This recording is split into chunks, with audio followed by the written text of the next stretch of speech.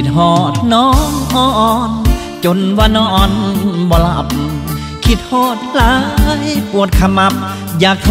รศัพท์ไปหาน้องอ่อนแต่ก็เกรงใจย่านน้องปิดมือถือเข้านอนหัวใจอ้ายนี่อาวรคิดฮอดน้องอ่อนเกือบตายหัวใจดวงนี้มีแต่คิดฮอดน้องเห็นใจแน่แม่เนื้อท้องคิดฮอดน้องห่วงหาอะไรไปมิตรจิลีคือจุดจีฟังทำหรือได้ยังอีกดนปานใดจึงสิได้หวนมาพบกันน้องอ่อนจากอายเมื่อกลางเดือนสามสัญญาบอกจะมายามเถื่อไม่บ่ดนบ่นา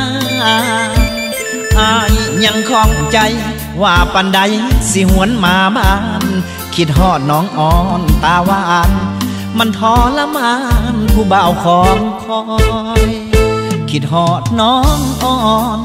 หลับตานอนบ่ได้คิดฮอดอ้ายแน่ดวงใจคิดฮอดอ้ายผู้เศร้าเงาง้อย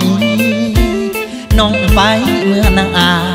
ห่วงหาแน่เด้อเนื้อกอยเบาหนักศึกษาของคอย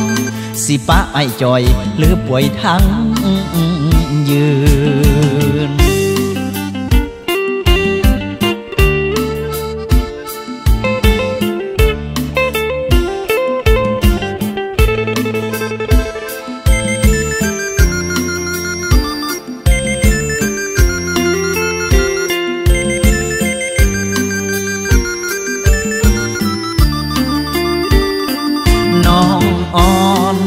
จากอายเมื่อกลางเดือนสามสัญญาบอกจะมายามเถื่อไม่บ่ดนบ่นาอายยังคล่องใจว่าปันใดสิหวนมาบ้านคิดฮอดน้องอ่อนตาหวานมันทรมานผู้บ่าวของคอย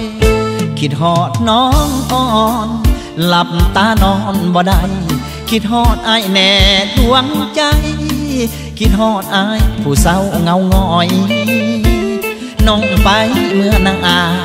ห่วงหาแน่เด้อเนื้อกอยเบาหนักศึกษาของคอย